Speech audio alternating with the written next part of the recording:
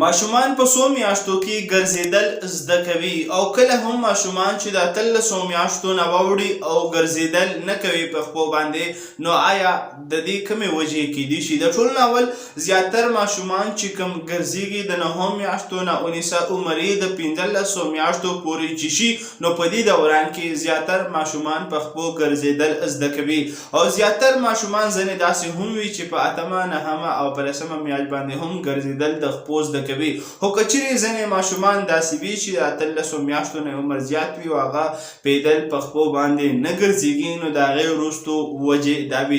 د ټولو نه اول وجه دا چې د هغه چې کومې پټې دي دا کمزوري کیدی شي. دویم دا چې د هغه په وجود کې ویټامین ډي کمزورتیا راتلی شي چې دا ویټامین ډي د میر د رڼا نه هم ماشوم ته میلاویدی شي. او دریم دا چې کیلشیم کمی کله پکې راشي، نو د هغه وجه هم کیدی شي.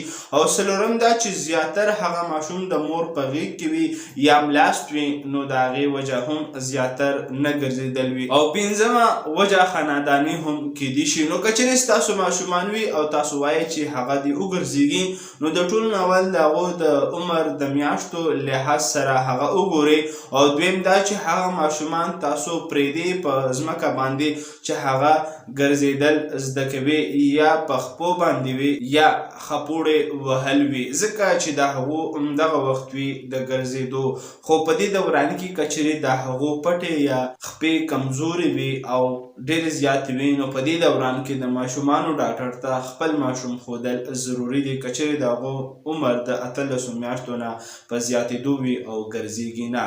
نو دغه شان میډیکل انفارمیشن دپاره زموږ پاڼه ښکلولی شي او دا معلومات د خپلو ملګرو سره شیر کولی شي. او که چیرې ستاسو خالص سلاجید ستاسو د روغ صحت دپاره پکار وي، د طاقت دپاره چې هر قسم طاقت دی ستاسو ستوماني ختموي، نو تاسو زموږ سره په وټساپ باندې